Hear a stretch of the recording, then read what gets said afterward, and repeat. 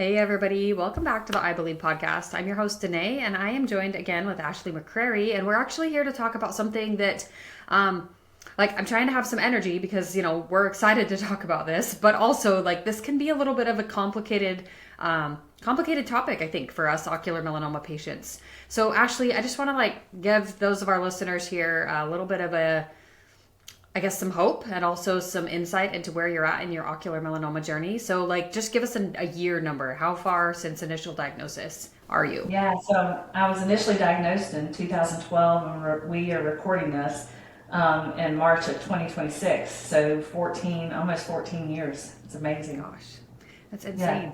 And it how long is. have you been dealing with metastatic disease roughly? Since October of 2020. So Okay, 5.5 years. Yeah. man. Yeah. I mean, those half years count, right? They totally Yes, count. they do count every Yeah. day.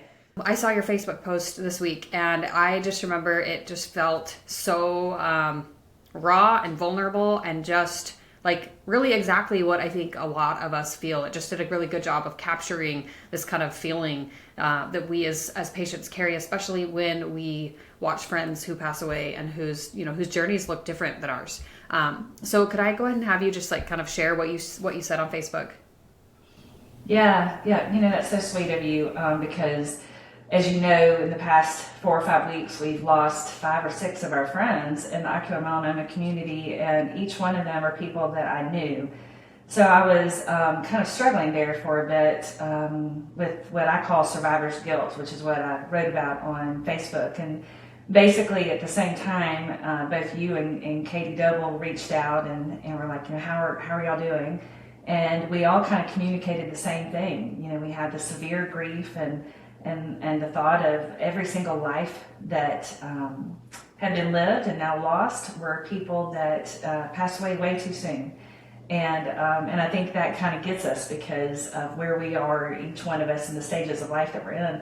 And so then there was that whole feeling of of survivor's guilt of why am I still here, and why are things working for me and it didn't work for them. And there's that tension between grieving and being sad about that, but then also being really thankful and having gratitude that we're in the space that we're in of actually doing pretty well. And so, in sitting in that, I wrote this post just trying to articulate how I personally felt about that.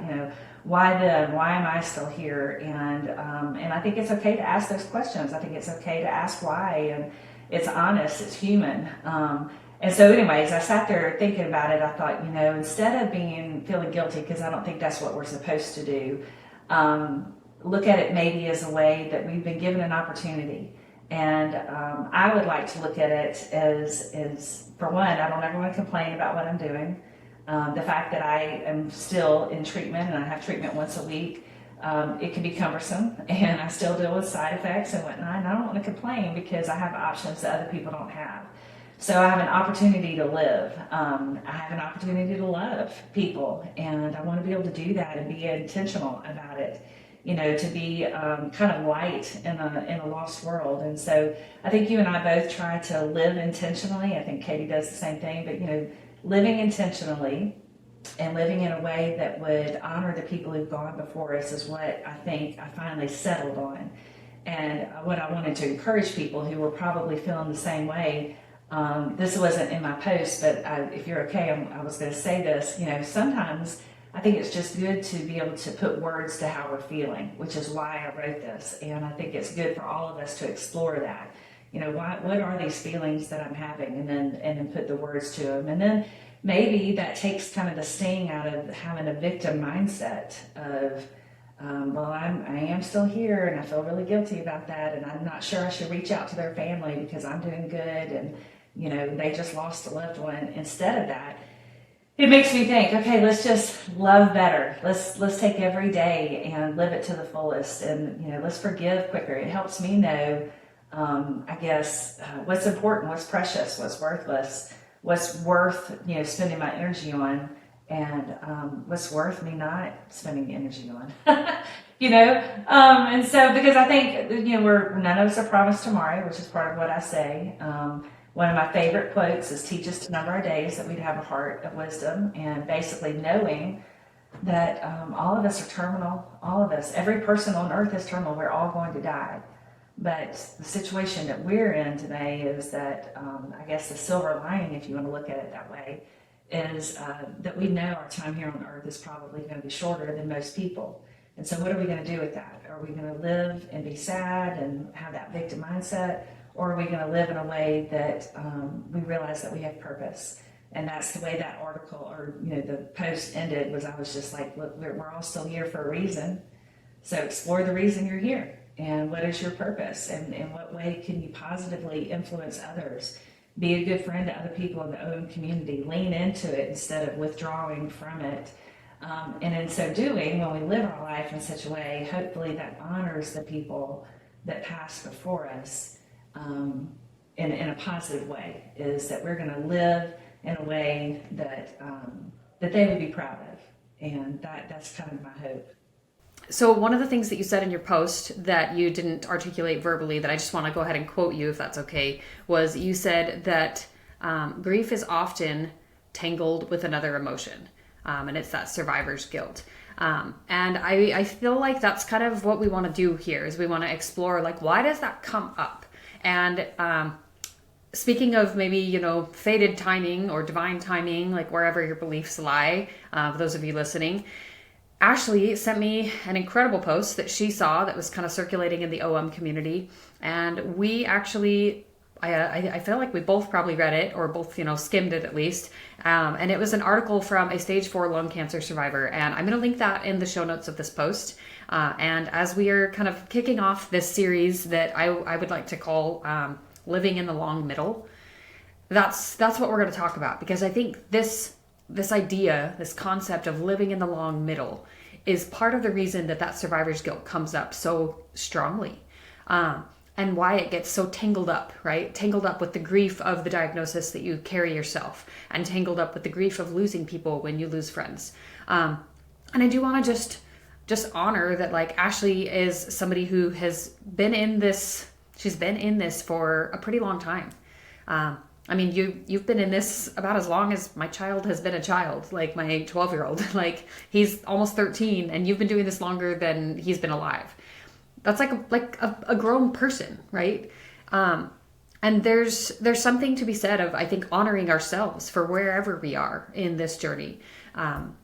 But this article articulated this idea of the long middle, and it being this kind of idea of, like, okay, you're not cured, at least maybe not for sure, you don't know for sure, but you're also, like, not actively dying. And I do want to just say really fast, those of you guys listening, I think that we have a tendency in the OM community just generally to kind of like, oh, we hear talk of death or dying or terminal illness or stage 4 or any of that, and we just tend to, like, shut it down, like, turn it off. I don't want to listen to that. That's too heavy. That's too hard. I want to encourage you to stay if you're listening and you're kind of toying with the idea of maybe you're just not ready to listen to this. I feel like Ashley and I are going to be able to have a conversation that you're going to relate to, that you're going to be able to feel and maybe grow from. And I just want to challenge you to stay here and to listen and to, join the conversation. Drop some stuff in the comments about how you're feeling.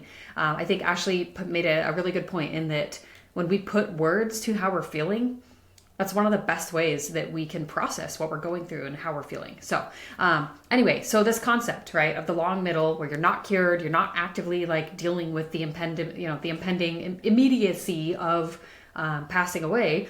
How has that changed the way that you personally relate to time and the way that you look at your own future, Ashley? Yeah, that's such a great question.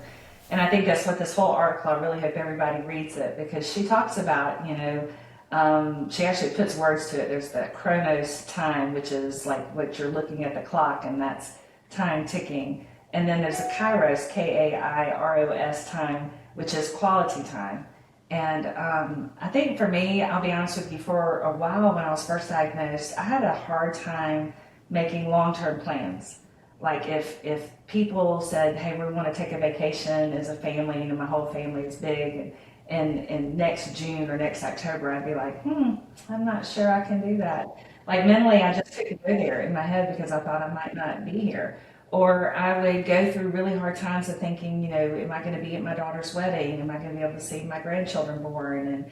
and stuff like that. And so I kind of lived in this fear of missing out of things that were important in my life. Having said that, it made me look at other people, to be honest with you today. Like, and I have a small group that we're involved in, and everybody in that small group is 15 people. They always thought that I would be the one in the group to pass away, but actually in the last 2 years, we've had 2 people my age just pass away. And it made me realize that, again, none of us are guaranteed tomorrow, but I like the way the lady put it in this article, because she said, there is that proverbial bus that could potentially hit us one day. It could be today. None of us are guaranteed tomorrow. But we, in the world that we live in, that bus is kind of idling in our driveway. It constantly there, just waiting. Yeah. So we again, I kind of call it the silver lining, that everybody wants to live like they're dying, like that country song, I think that Tim McGraw sings, live like you're dying. But none of us really do, until you're given a terminal diagnosis and you realize, wow, I may not be here as long. So how you got to decide how you're going to live with that kind of information. And for me, I am a pretty positive person. I am very optimistic, and I think for me it was, okay, I need to make a shift now to being more intentional. And I began realizing the things that were petty, the things that I didn't need to be wasting my time on or concerned with. And so I do live differently because of that silver lining mentality that I may not be here as long. Yeah. Well, and I think that when we're faced with this place, right, where the bus is just idling in the driveway, it forces us to confront the fear in a different way. And I think that that's maybe the really key part of this conversation for all of us listening, for all of you guys who are part of this journey with us, an ocular melanoma patient, or maybe you're just a stage 4 cancer patient and you found this podcast. We have fear, right? We're human beings. It's normal to be afraid of what the future holds, of the uncertainty that we carry. It's very normal. It's human to feel that fear. However, I think that when we can confront the fear and choose to, like, as you said in your Facebook post, like, live with purpose, that changes, it just changes the lens through which we view life. Like, I promise I'm not trying to add visual puns in here on purpose. But it really does. And it just changes the lens that we view time, that we view our future through. And it is an active process of work, I think, to confront that fear every time it comes up, because it comes up a lot, right? It comes up every time you plan for something. It comes up every time there's a new milestone that you kind of reach personally, whether it's in cancer or in your personal life. It comes up a lot. And I feel like recognizing when that fear is coming up and then choosing to confront it with that, like, purpose is maybe the difference between being able to feel like you're thriving in your diagnosis and just surviving, like trying to keep your head above water. Like, that's the difference, right? Like, I feel like when you can find that balance between allowing space for the fear, because it's still going to come up, and if anything, just like taking care of it, right? Taking care of it, like being gentle with yourself when it's really heavy, while at the same time recognizing that today you're okay. And I know I've said this a lot, but like, today you're okay. Tomorrow you're probably going to be okay too. And those tomorrows add up, and that counts for something. It doesn't matter how many tomorrows they are, they do count. You count. Man, like there's so much to unpack here. There's so much to unpack here, but I was thinking when as we were talking, because you and I had read this article, and so we're referring to something that we've been able to process before this conversation, and what that long middle looks like. And there's a part of me, I thought, well, maybe I could explain really quick what the long middle looks like for me in terms of so those of you who don't know, I've been through 8 different treatments, but I'm still on a weekly treatment of Chemtrack. And so it's, every week I'll talk to my mom, and my mom will say, how's treatment going? And I'll be like, oh, it's the same. It's, I had the infusion, nothing crazy happened. And it's kind of like you're on this conveyor belt of, you're just doing the same thing. Danae's had, 6 of her Hepzato treatments that she's kind of done. And so now you're in this, it's kind of like a waiting game, and yes, you wait until you have your next scans, and then you decide if there's any treatment change that needs to happen. But the other thing that you have is, like I have to deal with side effects every single week. And I have to deal with when I wake up in the morning, how am I feeling that particular day? Do I have any energy? Do I not? Or my joints hurting? Some people who are on different medications are dealing with, am I nauseous today? Do I have an appetite today? Or what am I going to be able to do today? And you don't want every thought you have to be about cancer, and yet it kind of dictates your whole life. Like something will come up in my world. Today's the same way. Both of us have an enucleated eye. So there's never a day that I will go that I'm not reminded. Yesterday I knocked over a full cup of coffee. It was, 32 ounce cup of coffee. Went all over the place, and I sit there and I was like, feeling so good about myself. I got all over my clothes. I was headed out the door, and I'm like, crap, there's another example. And I've got cancer. I'm trying not to think about it. I'm trying to go do something fun, but I'm reminded that I've got cancer. So you deal with this. I'm not dying next week. I'm not in palliative care or hospice care or whatever. I'm just on this conveyor belt. And one of the ways that it's articulated in the article is she said, now that we have, it used to be that even with ocular melanoma, when I was first diagnosed, I was told you have 13 months to live. Other people were told shorter amount of time. The person who wrote this article was like, when you were given a lung cancer diagnosis, you pretty much only lived about 6 months or so. And but now with immunotherapy, with all the new treatment options that we have out there, we're not talking about overall survival in months. Sometimes we're talking about overall survival in years. And what a great thing. But I got to tell you, in the mental health world, I don't think that there is a class being taught on how to help those of us who are in the long middle deal with the emotional roller coaster of that. I get out and people see me, they don't know I have cancer. They don't know that I struggled to get ready that morning. They don't know that I'm sitting here with joint pain, or that I'm having to manage that I go to physical therapy twice a week, that I have, an infusion once a week, that I have to deal with labs every week, that I have to have these conversations and still trying to do because I look normal.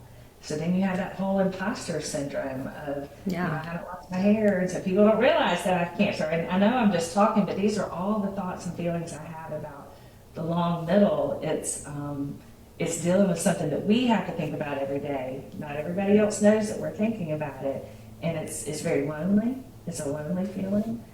Because you don't want to be that victim mindset like I talked about, where you're sad, you don't want to be the complainer, complaining about the side effects or whatnot, and you want to be the mom or the wife or the dad or the worker that you've always been, but you can't, and it's a hard thing to live out every day. So I probably didn't articulate that well, but because I'm No, you totally did. But that's also legitimately what we're talking about here. And I think there's a lot of people who feel this way, who are like, I just don't quite know what to do with myself in this space. Okay, Ashley, I absolutely loved your thoughts, and I felt like you articulated everything really, really well. And I want to just kind of pose the possibility. This is something that my therapist has brought up for me.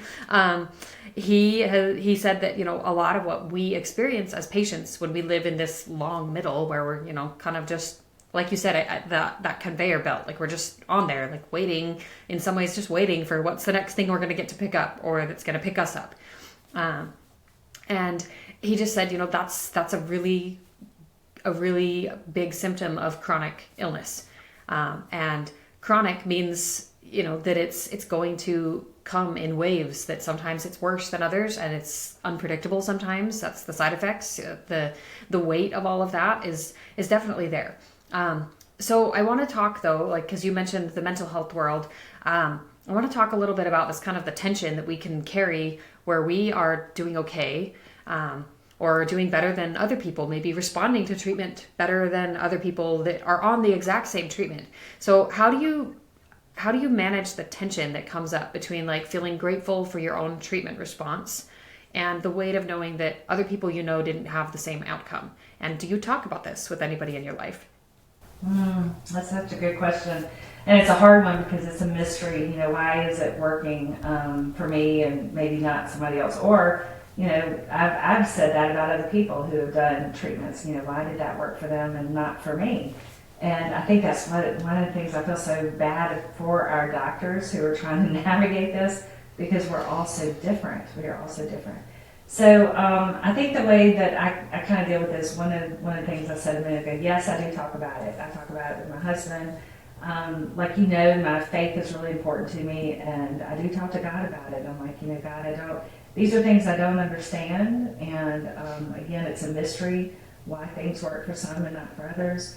But in so doing, let me kind of have this perspective of, okay, if it is working for me, then what do I need to do to kind of honor that, or be a good steward, I guess, of what is working for me. One of the things, I'll be honest with you today, that was really, really hard for me, one of the trials I was on, the praying trial, I'm the only person living. Like, all other 19 people are gone. And I really struggled with that. When the last person passed away, I was just like, oh gosh. So it made me think, am I being a good steward of the fact that I am still living? And so maybe that's one of the ways that I deal with that. So, I want us to be careful, because you and I are very present in the OM community, like visible, I guess, and I don't want people to think, well, I can't go and start a foundation like Ashley does, or I can't go and do all these podcasts and webinars like Danet does. So one of the things I tell people is, it's kind of the power of one. The power of one moment, or one person, of one ripple effect of what you can do. It's funny, my birthday is May 16th.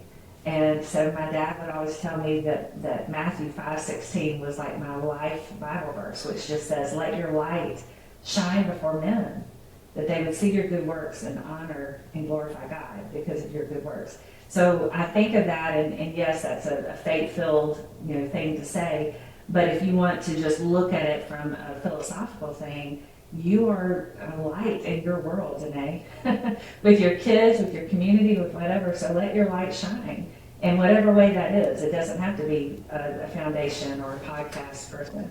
What is the one thing, the one ripple effect that you can cause in the world? That whole butterfly effect kind of a feel. I do think the power of one is different, and that's how I look at it. Is if it is working for me, let me be a good steward of that. Yeah. Well, I love that you brought up your religious views and just your belief in God around this. And I think that it's something that in the ocular melanoma community, this can be kind of a challenging thing, I think, for, I know I'm in a different situation. I kind of moved away from a really specific belief in the divine, I suppose, after being Orthodox Mormon for most of my adult life, and most of my childhood, or all of my childhood, not most.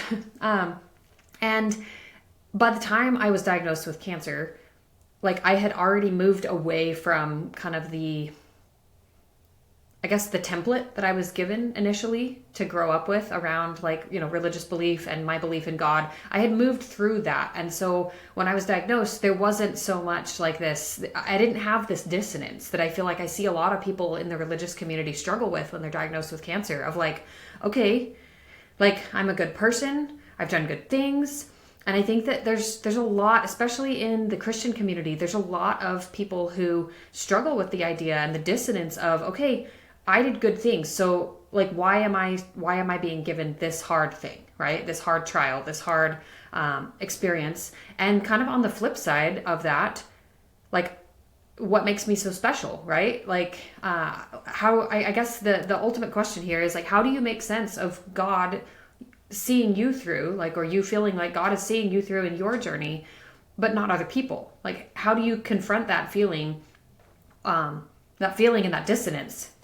I really love that you asked the question, because I'm going to tell you a couple things. So gently, I want to say, I've had people tell me over time, you're a religious person, and I actually don't see myself as that. Not that that's wrong that you even use that term, but when I think of religious people in the Bible, they were always the ones that were hypocritical and rules, and as a matter of fact, Jesus, when he confronted the religious people, they were the people he did not want to interact with. Yeah, they were the ones following the rules for the sake of following the rules. I look at myself a little bit different as opposed to being a religious person. I am a Christian, and I do, my faith is set in the fact that I do believe Jesus is the Son of God. And I feel like part of this, let me just say, is one, I think one of the reasons I have peace in the situations that I'm in is for me personally, where I am in my faith. I know that if I were to die today, I know where I'm going. I know that for me, I know I'm going to heaven, and so there's a peace in that, and I don't fear death because I think heaven's going to be a lot better than this. But I think I want to kind of flip the narrative just a little bit, because I have a really good friend that I meet with here. She's an obstetrics oncologist, and so she has to have terminal conversations with people all the time, and she doesn't know their faith background. And so one of the things that she does is she will ask them, hey, where do you get your strength from? Because when she asks that, then it kind of helps her know kind of where is that person on the spiritual level. She is a Christian, but she's not going to push her faith on her patients. And so anyway, so she says, where do you get your strength from? And some people will say it's, I'm just a strong person. Some people will say it's from my family or my husband or my children or my community, or, it's from God. And for me, I think, I know for one, today I'm a very strong person anyway. I'm a pretty resilient person anyway. But on my best and worst days, one day that resilience is going to run out. One day that strength is going to run out. And I really don't know how people go through this. I don't mean this in a bad way, but I don't know how people go through it who don't have a strength to fall back on. And so anyway, I think as a Christian, one of the misconceptions that people have, or just being a faith-based person, is like you said, I'm a good person, I've done all these nice things, or I believe in God, and I believe in all the things that we're taught, and yet this bad thing happened. But here's what I think is fascinating about it, is the Bible actually speaks more about the fact that in this world you will have suffering. And I probably know a lot of scripture that I could just toss out there. I'm not going to do that on this podcast, but we're told that you will suffer, that suffer brings about perseverance, that perseverance brings about character. I think about Jesus. I mean, gosh, his whole life he suffered. And then in the very end, he was betrayed by his closest friends, and he was beaten, and death on the cross and all the things. And so when I think, he lived a life of suffering. One of my favorite verses, and it's what our foundation is based on, is 2 Corinthians 12:9, that says his grace is sufficient. His power is made perfect in weakness. Well, that whole verse comes from the fact that Paul was asking God to take away something, a hardship in his life, what he called a thorn in my flesh. He asked him 3 times, and God never took it away. He never took it away, but he said, you will suffer, Paul, but don't be fearful, because I'm going to be with you every step of the way, and my grace is going to be sufficient. For when you are weak, that's when I'm strong. So for me personally, if she was to ask me that question, where does your strength come from? I would say, thankfully my strength comes from the Lord, because he has said I can do all things through Christ who strengthens me. But also he gives me his hands and feet, or what I call the hands and feet of Christ, are people like you today. They're my friends. It's my family. It's my community. It's the fact that I've got people who can come around me that can hold me up. There's a story of Moses and his arms. He's lifting his hands, and when his hands were raised, they were winning this battle, and when they fell, they were losing the battle. And Aaron and Hur, these 2 people, came up and held his hands up for him because he wasn't strong enough to do it. And so I think, where does my strength come from? It comes from the Lord. And it comes from the Lord through people he's put in my life to help me on those days that I'm not resilient, that I don't have the strength, don't have the ability to go on. I do sit there and think it is a mystery. Why does God heal or help people?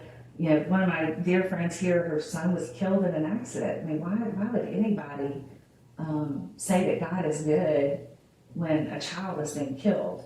And yet this mom has turned that whole situation into kind of a mission of her own, a ministry of her own. And so many people are better now because her son passed away, and her perspective, again, not being a victim, but God, what can you do in this situation that would honor you, that would help me be a good steward, that would have a legacy that's good about my son? And I've just been amazed at what she's done with her life with it. And so anyway, and that's kind of how I sit there and look at things. I think I have actually been criticized today, even recently, very recently, where somebody reached out to me and because I had said, that I had some people pray for me, and on my last scans, things that I thought were not going to be good, they turned out good. Well, actually, 2 scans ago, and they were like, "Are you suggesting that God hears your prayers and He doesn't hear others?" And I'm not suggesting that. I still believe that it's a mystery, but I know that what the Bible says is, in this world you will have trouble. That I will be your shepherd and I'll be with you. I'll never leave you or forsake you. I will not let the waters overcome you. There's so many verses that encourage me along the way that I don't feel alone, and I'm not typically scared. Actually, I'll end on this because I know you didn't want to spend this much time on it, but if you were to study the Israelites, just in history, King David was a king of Israel. And we know that King Saul wanted to have him killed. So there's a chapter in the Bible, Psalm 55, where David is being pursued by people he knew loved him and were good friends, his best friend Jonathan, and people were trying to kill him. And his circumstance never got better. He was hiding in caves and that never got better. In the middle of it says, "I cried out to you, God, morning, noon, and night," for his circumstance to change. It didn't change. And then it says, "But then I cast my anxieties on you because I know you care for me." And I think about that, and I think about when my kids fish and they're casting, like it's not a gentle toss of my anxiety on God. Like I heave that anxiety on Him. I come to Him and talk to Him and say, "I have scans next week and I'm anxious about Him." So I'm casting that on. Well, at the very end, nothing in his life changes. It's still a bad situation, but the last verse says, "But I trust in you."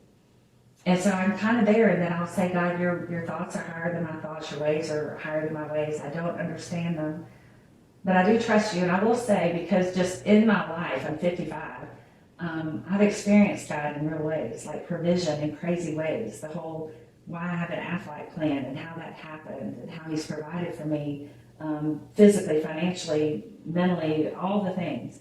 When you experience God, you can't unexperience Him. When you see Him, you can't unsee Him. When you experience His grace, you can't unexperience that grace. And when He's giving you strength in a situation where people will look at me and they'll be like, "How on earth did you go to Philadelphia 230 times and live that out?" I'll go, "It is the grace of God." Like I really can't explain it. It definitely wasn't my own strength. So I think that question to ask is, where do you get your strength from, is a good one. And if you are struggling with kind of how you feel, matter of fact, in that article that we talked about, she talks about a friend of hers who grew up in the church, and he thought he would be protected by God. And he was hurt by the fact that he was dealing with this, and he was angry with God because of it. I totally get that feeling, and God gets it. And you know what? He's big enough to hear you say, "This makes me mad. I mean, God, I don't understand why I'm going through this." So then my question is, okay, God, why am I going through it?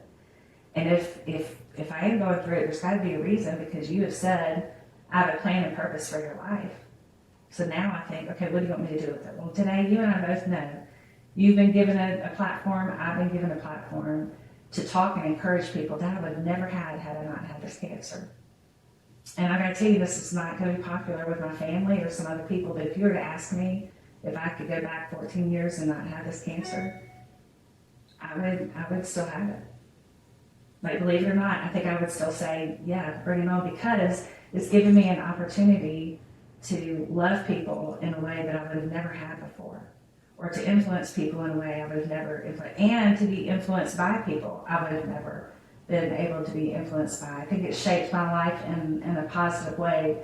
There's a lot about it I don't like, but again, it's been the cards I've been dealt with, and so instead of feeling like a victim of it, I thought, what can I do to glorify God through this process and make me a good steward of the time that I have? Ooh, that's a lot, and you probably want to cut out a lot. No, I don't want to cut any of it. I don't want to cut any of it, Ashley. I absolutely, just everything you said just resonates. It just resonates so much. And I know that, and I apologize for like kind of lumping it as a religious belief, because I think that I like what you said. Like, I think that it's more just in listening to what you've shared, you have a spiritual practice. And spiritual practice, the spiritual experience, the way that you process and make sense of the world is very unique to you, even within the realm of Christianity as the, kind of religious belief system that you follow. And I think that everyone listening, we all have some level of spiritual practice. It doesn't necessarily have to involve church or religion or God or gods or, any of it. But there is some level of spiritual practice of just learning to listen, I think, to listen, whatever that looks like for you. But also, Ashley, one of the big things that you emphasize this whole time is just the importance of being carried by other people. And while I don't identify as a Christian believing person myself anymore, I do understand a lot of those beliefs, and I can relate to, and I can use the stories and understand why the stories, why the analogies, why the scriptures are helpful. And ultimately, the biggest thing that I heard you say throughout your whole, just throughout everything that you were sharing about your beliefs and where you find your strength, is this idea that you're just not doing it alone. You're not doing it alone. And while, yes, you lean on the strength that you pull from relying on God, relying on Jesus, you also rely on the people in your life, right? The people who are here with you now. And I don't know if you guys have ever heard that joke. Like, it's kind of a silly joke about God. And like, there's a fisherman on a boat and he's lost. And like, he's like, I need help. And God sends this. And then God sends that. And he's like, God, like, I drowned. Like, why didn't you help me? My boat was sinking. He's like, dude, I sent like 3 people to help you. Like, what were you doing? Like, why didn't you accept the help? And I think that you are such an incredible example of someone who both has been helped by the people around you, who has been carried by the people around you, and who also has helped to carry others. And I want to just end with one last question, if that's okay. And I don't need a long answer for this, but I just want to ask you, you've navigated a lot of relationships with patients over the last 14 years, a lot. And as someone who is, newer in this, like, kind of less far along in this journey of meeting people, and of feeling like your life has been changed for the better, by those people, I want to ask you if you think it's worth it. Do you think that it's worth it for us to strive to have those relationships, right? To not be alone in this cancer? Yeah. I don't know why I got emotional. I'm sorry. It's contagious. As you were talking, literally people's faces are going through my head, because I can just, it's not just like a handful of people. Like, I know dozens and dozens of people, as I'm sure you do, but like people who I have real relationships with that I miss, and I'm sad for their families. I'm sad for their children. I'm sad. And do I think it's worth it? So interestingly, I do get on Ocular Insights call every week, every Tuesday night. And the past 3 times, it's been hard. There are people on there who I've been walking this journey with them since their initial metastatic diagnosis. And some are young and some are older. And as I'm watching them navigate it, and they're doing it with such grace, and I'm like marveling at them, I could see how some people could get on that call and be like, oh, that's just too much and I just need to go. And there's just a part of me, like, I can't help but think, what would I want people to do if I was in that situation? You will see who your real friends are, the people who kind of, what I call long-suffering friends, the ones who are going to be in the long middle and kind of with you. And I want to tell people, for one, give grace to yourself, give grace to other people, because I do understand that sometimes you have to set boundaries because you know what you can handle and what you can't. But for me, I want to lean in. I want to lean in and love those people well, because I would want to be loved well. And again, it's a spiritual thing that we are told in Scripture that we are able to comfort people to the degree in which we have been comforted. And so I sit there and think, gosh, how many people have comforted me? How many people in my community have loved on me? And I want to be, that kind of person where I can lean in and love on them and not walk away. And is it worth it? Absolutely.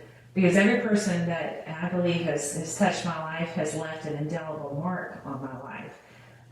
Whether it's the silliness of Lindsey Brown, and that girl is hysterical and fun to be around. Or I think about Lindsay Zubak and conversations that I had with her that I thought, wow, she's so strong and resilient, and look at all the things that she's done. She did till 3 times.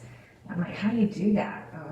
I think, about Aaron, who, this was years ago that he passed away, and I still talk about Aaron.